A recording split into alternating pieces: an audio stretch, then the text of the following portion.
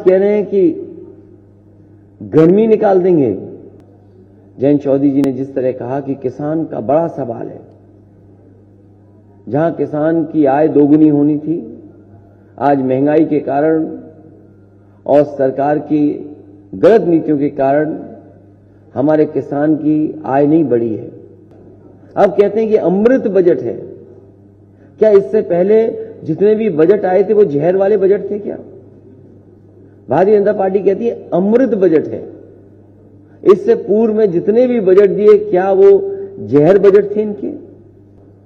बाबा साहब भीमराव अम्बेडकर जी ने जो संविधान दिया जिससे देश चलना है, ये चुनाव लोकतंत्र के साथ साथ संविधान बचाने का भी चुनाव है। मैं सबसे पहले जयंत चौधरी जी का धन्यवाद देता हूं। जो बातें जयंत चौधरी जी ने कही हैं उससे आगे और उससे मैं सहमत हूं। आगरा और आसपास के लोगों से आपके माध्यम से मेरी यही अपील है कि इस बार गठबंधन की मदद करें। समाजवादी पार्टी और आरएलडी का जो गठबंधन है, इसके सभी प्रत्याशियों को एक एक वोट देकर के ऐतिहासिक जीत दिलाने का काम करें। हम आगरा के लोग और यहां पत्रकार साथी जितने बैठे हैं, कई समय पर हम लोग मिले हैं और आगरा न केवल यूपी के लिए बल्कि हमारे देश के लिए और इस शहर का दुनिया में परिचय है। यूपी को लोग जाने न जाने, लेकिन आगरा के ताजमहल और आगरा के कारोबार और आगरा के व्यापारियों ने दुनिया में कहीं न कहीं भारत की और उत्तर प्रदेश की प्रतिष्ठा बनाई है। दुनिया में लोग जानते हैं। और आगरा शहर भी ऐसा है, मेलजोल का शहर है। यहां कारोबार करने वाले लोग मेलजोल रख करके ही कारोबार कर रहे हैं। आगरा में मुझे कई बार आने का मौका मिला है और ऐसा मेलजोल करते हैं कि दाल और मोठ मिला दी, मीठा पेठा, और रामयाज सुमन जी हैं, बेड़ी को तो नहीं भूलते होंगे, बेड़ी और जलेबी। ये कहीं इस तरह का मेलजोल है, अगर कहीं तो वो आगरा में दिखाई देता। और यहां के लोग भी उसी तरीके से मिलकर के आपस में रहते हैं। कारोबार हमें जोड़ता है, काम हमें जोड़ता है, लेकिन ये नफरत करने वाले लोग,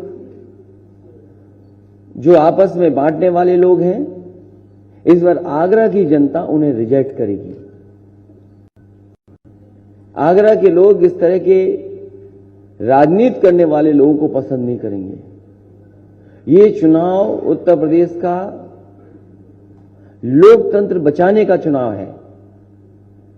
ये चुनाव इसलिए भी जरूरी है, लोग इस गठबंधन की मदद करें कि संविधान बचाने का भी चुनाव है।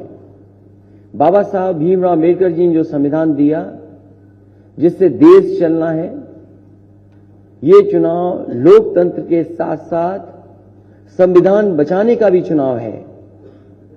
इसलिए जहां समाजवादी पार्टी हर रंग को जोड़ रही है, हमारा गठबंधन बहुरंगी है। सब तरह के लोग हमारे साथ हैं। ये एक रंगी लोग बाबा साहब का दिया हुआ संविधान, उसको भी खत्म करना चाहते हैं।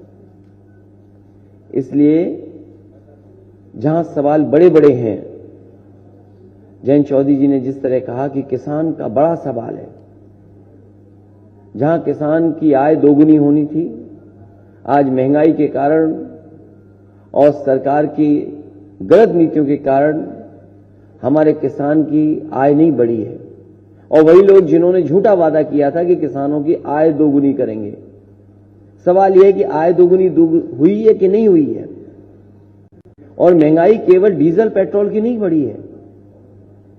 जितने भी हमारे खाने पीने के सामान हैं, हम बाजार में लेने जाते हैं, चाहे दाल हो चाहे अनाज हो, हर चीज की कीमत बढ़ा दी। सरसों का तेल जो बहुत गरीब का तेल था, खाना पीना बना लेते थे। सरसों की तेल की कीमत कहां है? और जो संतुलन बनाना था कि किसान को भी मुनाफा हो जाए, हमारे गरीब और मध्य वर्ग के लोगों को भी सरसों का तेल सस्ता मिल जाए, वो संतुलन भी सरकार नहीं बना पा रही। सरकार किसके साथ खड़ी है? सरकार बड़े लोगों के साथ खड़ी है, उद्योगपतियों के साथ खड़ी है। और ये एक बार नहीं देखा हम लोगों ने, न जाने कितने बार देखा। अब कहते हैं कि अमृत बजट है। क्या इससे पहले जितने भी बजट आए थे वो जहर वाले बजट थे क्या? भारतीय जनता पार्टी कहती है अमृत बजट है। इससे पूर्व में जितने भी बजट दिए, क्या वो जहर बजट थे इनके? और फिर हमारे बाबा मुख्यमंत्री की भाषा कोई पहली बार ऐसी नहीं बोली जा रही है। उत्तर प्रदेश के लोगों ने न जाने कितनी बार उनकी ऐसी भाषा सुनी है। जो मुख्यमंत्री सदन में कह दे ठोक दो, जो मुख्यमंत्री सदन में अनपार्लियामेंट्री शब्दों का इस्तेमाल करें, वो आज कह रहे हैं कि गर्मी निकाल देंगे। क्या हमारे मुख्यमंत्री जी कंप्रेसर है जो गर्मी निकाल देंगे? क्या मुख्यमंत्री जी वाकई में कंप्रेसर है? और हम और आप नहीं समझ पाए। वो अपने लिए कह रहे थे, जनता से कह रहे थे कि हमारी गर्मी निकाल दो, हम भी उत्तराखंड वापस जाना चाहते हैं, जहां से आए थे वहीं वापस जाना चाहते हैं।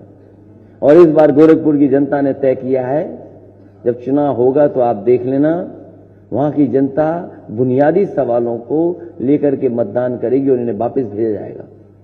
जैसा कि जयंत चौधरी ने कहा कि कोई भी नौजवान हक मांगने गया या अपनी नौकरी के सवाल को लेकर के गया, इस सरकार ने अपमानित किया है। चाहे वो टीटी वाले रहे हों, चाहे बीटीसी वाले रहे हों, चाहे बीपीएड वाले रहे हों, चाहे बीएड वाले, चाहे शिक्षा में कोई भी नौजवान अगर गया है रोजगार और नौकरी और अपने हक के लिए, तो इस सरकार ने उससे अपमानित किया है। इस बार एक एक यूथ भारतीय जनता पार्टी को अपने बूथ पर हरा करके इन्हें ऐतिहासिक हार दिलाने जा रहा है। और वो वक्त कैसे भूल सकता है आगरा, जिस समय दवाई की जरूरत थी, बिस्तर की जरूरत थी, ऑक्सीजन की जरूरत थी। ये सरकार कुछ भी नहीं दे पाई और न जाने कितने लोगों की जान चली गई। अगर सरकार जागरूक होती और जनता के लिए काम करती तो सबसे पहले सूचना यहीं से आई थी कि कोविड के लोग या कोविड से जिनको बीमारी हुई है वो सबसे पहले यहीं की गिनती में आए थे। लेकिन उसके बावजूद भी सरकार को जो तैयारी करनी चाहिए थी, अस्पतालों को जिस तरीके से तैयार रखना चाहिए था, ये सरकार ने नहीं किया। बजट का पता नहीं कहां चला गया, लेकिन लोग भागते रहे। वो कोविड के समय की तस्वीरें कौन भूल सकता है कि जहां परिवार के सदस्य अपने परिवार के सदस्यों को बचाने के लिए दवाइयां ढूंढ रहे थे, महंगी दवाइयां मिल रही थी, अस्पतालों में बिस्तर ढूंढ रहे थे, बिस्तर नहीं मिल रहे थे, और ऑक्सीजन के लिए न जाने क्या क्या करना पड़ा उन्हें। और रेमडेसिविर जैसे इंजेक्शन के लिए भी शायद अधिकारियों के सामने डॉक्टरों को गिड़गिड़ाना पड़ा, तब जाकर के रेमडेसिविर जैसे इंजेक्शन मिली हैं।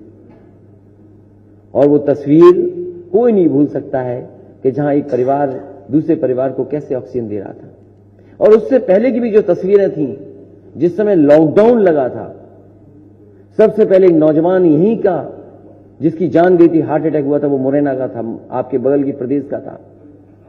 हार्ट अटैक हुआ, चलता चलता आया, घर नहीं पहुंच पाया, उसको हार्ट अटैक हो गया। कई लोगों की जान गई उस समय जो अपने घर नहीं पहुंच पाए, सरकार ने नहीं मदद की। और वो तस्वीर कैसे भूल सकते हैं कि एक मां अपने बेटे को सूटकेस पे लेके जा रही थी और यहां के जिलाधिकारी, यहां सरकार के लोग कह रहे थे कि ऐसा तो बचपन में हमने भी किया, हमें भी ले जाया जाता था। उस समय जितने लोगों की जान गई, अगर किसी ने मदद की थी मजदूरों के परिवार की, तो समाजवादी पार्टी ने उन परिवारों की मदद करने का काम किया। और जो हम कर सकते थे, चाहे वो प्रेस के लोग हों या समय समय पर अगर ऐसी घटना हुई जो मदद कर सकते थे, हम लोगों ने मदद की है। और लॉकडाउन का समय, बीमारी का समय, हमारा किसान, हमारा नौजवान और पूरा आगरा का कारोबार ठप है। One district one product, Agra में तो न जाने कितने कारोबार हैं, जितने कितने काम हैं, लेकिन अगर हम इसका हिसाब किताब लगाएं तो डबल इंजन की सरकार ने यहां का कारोबार ठप कर दिया है। जो सहयोग करना चाहिए था सरकार को, वो सहयोग नहीं किया सरकार ने। जितने भी काम आज जो दिखाई दे रहे हैं, जो बड़े काम हैं, कभी न कभी समाजवादी सरकार में शुरू हुए थे। मुझे याद है कि जिस समय गंगा का पानी पीने के लेकर के यहां आना था, सरकार बनी थी। जो जापान के एम्बेसडर थे मुझसे मिले थे आकर के, उन्होंने कहा कि एक बहुत बड़ा प्रोजेक्ट जो हम शुरू नहीं कर पाए हैं, हम चाहते हैं वो जायका का प्रोजेक्ट यहां चालू हो जाए, पैसा खर्च हो जाए। न जाने कितनी सरकारें थी जो लाना चाहती थी, लेकिन उससे पहले वाली जो सरकार थी, किसी कारण उस काम को आगे नहीं बढ़ाया। अगर किसी ने उस समय जायका के प्रोजेक्ट को, पानी पीने को आगरा पहुंचाने का काम किया, तो वो समाजवादी सरकार थी। अभी मैं देखता आ रहा हूं कि पिलर बहुत पहले लग जाने चाहिए थे, अब पिलर लग रहे हैं। मेट्रो अगर किसी ने दी है तो समाजवादियों ने दी है, समाजवादी सरकार ने मेट्रो दी है। और जितने काम उस समय दिए जा रहे थे, अभी भी सरकार आधे अधूरे पूरे नहीं कर पाई। पता नहीं क्या दुश्मनी है विकास से। इन भारतीय जनता पार्टी के लोगों को विकास को गति नहीं दे रहे हैं। तकलीफ उस म्यूजियम से भी थी, जो म्यूजियम आधा अधूरा पड़ा है। मुझे याद है, मैं म्यूजियम देखने गया, वहां के मेरे चौकीदार से मुलाकात हुई और मैंने चौकीदार से कहा कि आपने ये एयर कंडीशन क्यों नहीं लगाए हैं? बोला साहब ये बिना लगाए इसकी तो वारंटी खत्म हो गई है। तो सोचिए, जो म्यूजियम बनना था आगरा के इतिहास को, और मैंने कहा कि गंगा जमुनी तहजीब का इतिहास लेकर के म्यूजियम बनेगा। अगर छत्रपति शिवाजी महाराज जी का यहां प्रतिमा लगेगी तो मां जीजाबाई की भी यहां पे प्रतिमा लगेगी। आगरा को एयरपोर्ट मिल जाता अगर एनओसी दे देते ये सरकार के लोग। यही बीजेपी के लोगों ने समाजवादी सरकार में एनओसी नहीं दिया, जिसके कारण हिरण गांव में वो एयरपोर्ट बनना था, वो नहीं बन पाया। मैं तो आज भी कहता हूं समाजवादी सरकार बनेगी और एनओसी के लिए फिर एक बार दोबारा अप्लाई करेंगे। अगर सरकार एनओसी दे देगी तो आगरा के पास जो लगभग 12 या 14 किलोमीटर दूर है हिरण गांव, वहां जाकर के एक और एयरपोर्ट बनकर के तैयार हो जाएगा। जहां तक सड़कों की बात है, आगरा लखनऊ एक्सप्रेसवे कम समय में बनाया और कई मौकों पर मैंने कहा कि ताजगंज को और हजरतगंज को अगर किसी ने जोड़ा है तो समाजवादियों ने एक बेहतरीन एक्सप्रेसवे बना करके दे दिया। जो सड़क बार जाम लग जाता था, जितनी बनी समाजवादी सरकार में, उसके आगे नहीं बढ़ पाया है। तो हर क्षेत्र में काम किया। ये वो शहर है जहां टूरिज्म को तो बढ़ाया जा सकता है, बड़े पैमाने पर उद्योग कारोबार है, अगर उसको बढ़ाया जाए तो दुनिया में तो नाम होगा ही होगा। हमारे न जाने कितने लोगों को नौकरी और रोजगार मिल जाएगा। आलू का सवाल है, अगर आलू के लिए कुछ भी हम लोग करना पड़ेगा, क्योंकि यही बेल्ट है जो शुरू होती है आलू की और फर्रुखाबाद, कन्नौज और कानपुर देहात तक बड़े पैमाने पर कोल्ड स्टोरेज हैं, बड़े पैमाने पर किसान काश्तकार जो आलू पैदा करते हैं, उनकी हर बार समस्या रहती है। मुझे याद है कन्नौज के कुछ किसान आलू फेंक करके आए थे मुख्यमंत्री जी के आवास पर, और इसलिए फेंक करके आए थे कि सरकार ने कहा था आलू खरीदेंगे। आप बताओ आगरा वालों, सरकार ने कितना आलू खरीदा है, कितना सहयोग किया है, चाहे किसान का, चाहे कोल्ड स्टोर वालों का, या किसी का नहीं किया है। समाजवादी सरकार बनेगी तो कोई न कोई ऐसी व्यवस्था की जाएगी जिससे हमारा किसान न बर्बाद हो और वहीं हमारे कोल्ड स्टोर या और कारोबार जुड़े वाले लोग, उनका नुकसान न हो। जहां ये क्षेत्र चौई चंद सिंह जी, अजीत सिंह जी का कम क्षेत्र रहा है, बहुत काम किया उन लोगों ने।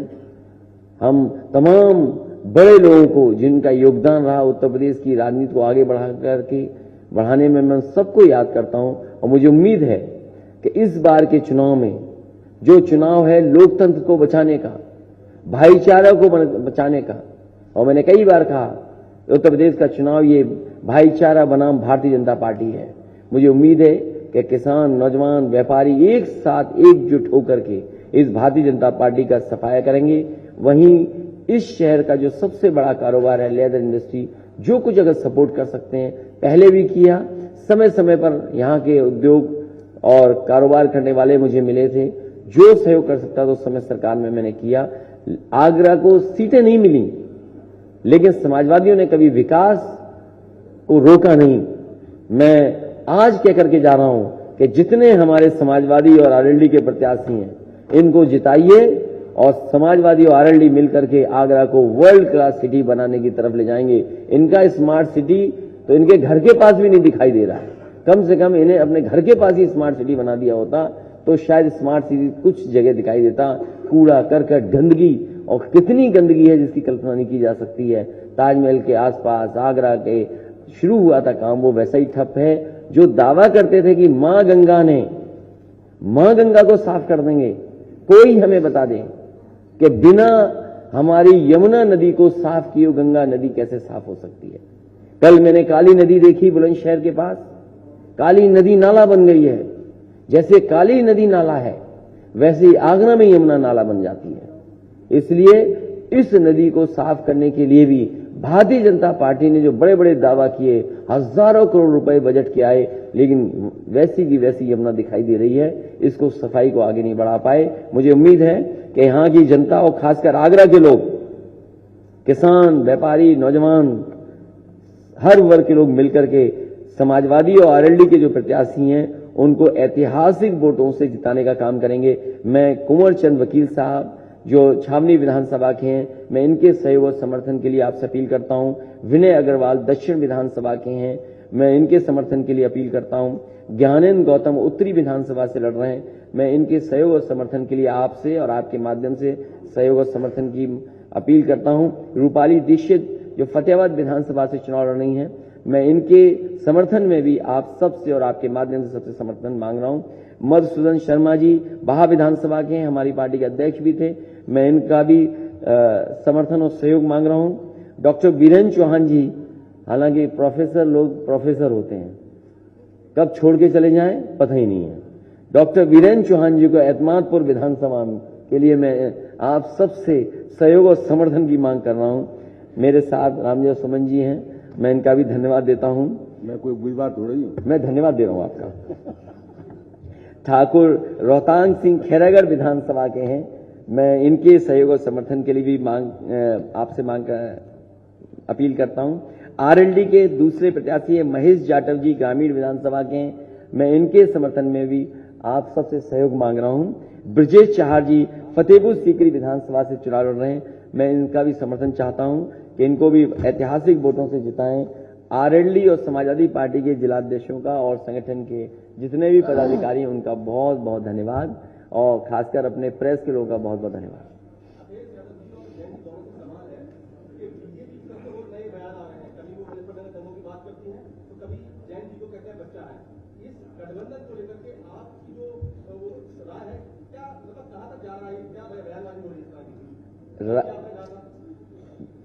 दोनों के गठबंधन से घबराई हुई है भारतीय जनता पार्टी। गठबंधन को ऐतिहासिक समर्थन मिल रहा है। नहीं, इसी सवाल पे आपको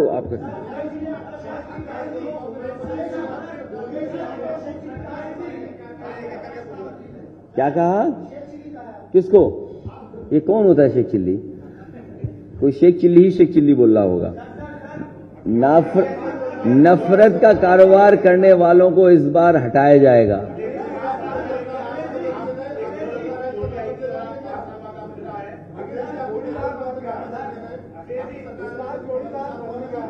क्या चीज? हम लोग काम करने वाले लोग हैं और इस शहर से मोहब्बत का पैगाम दुनिया में जाता है। तो यहाँ के कारोबारी, यहाँ के तरक्की करने वाले लोग यहाँ का विकास चाहते हैं। आप मेट्रो पे पूछिए सवाल कि आखिरकार हमारे बाबा योगी मुख्यमंत्री जी ने मेट्रो क्यों नहीं बनने दी? ये किसकी देन है? क्या ये स्वीकार करेगी भारतीय जनता पार्टी के समाजवादियों ने आगरा को मेट्रो दी? जो लोग दावा करते थे कि हम अपने शहर में मेट्रो बनाएंगे, सोचो अपने शहर में शुरू नहीं कर पाए।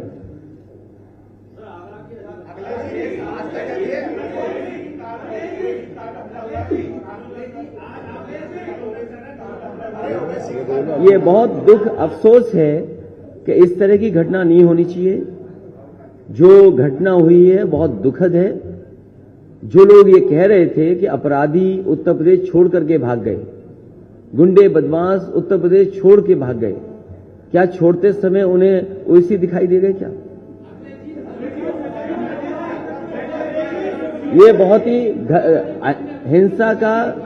हिंसा की कहीं जगह नहीं होनी चाहिए। ये घटना निंदनीय है, घटना नहीं होनी चाहिए थी। ये कानून व्यवस्था का सबसे बड़ा सवाल है।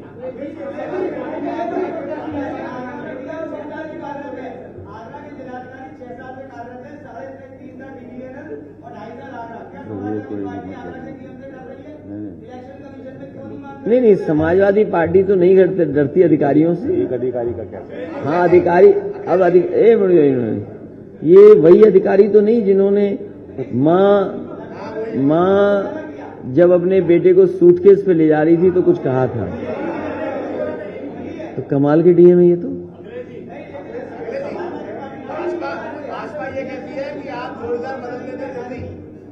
जरूर मांग करेगी, उसमें क्या दिक्कत है? जो लोग भारतीय जनता पार्टी के कार्यकर्ता बनकर के अधिकारी काम कर रहे हैं उनकी शिकायत की जाएगी और समाजवादी पार्टी लगातार शिकायत कर रही है।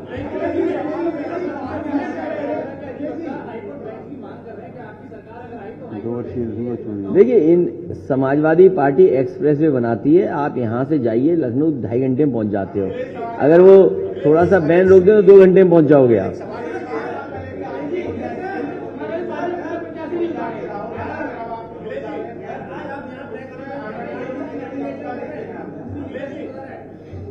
ये किसानों का गठबंधन है, ये किसानों का गठबंधन है।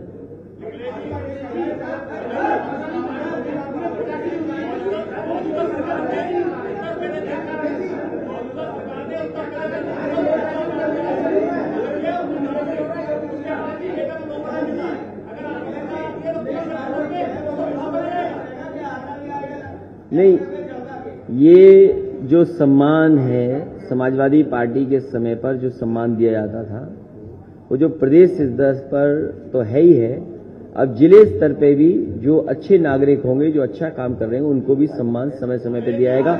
और आगरा का शहर, आगरा हैंडीक्राफ्ट और तमाम कामों में बहुत आगे है। इसलिए समाजवादी सरकार बनने पर और आरएलडी और गठबंधन की सरकार जब बनेगी तो हैंडीक्राफ्ट इंस्टीट्यूट भी अगर बनानी पड़ी, जिससे कि यहाँ के कारोबार और कारीगरों को मदद करने के लिए और बढ़ाने के लिए अगर कोई इंस्टीट्यूट बनानी पड़ेगी तो बनाने का काम होगा। समाजवादी पार्टी ने हमेशा विकास का रास्ता अपनाया है।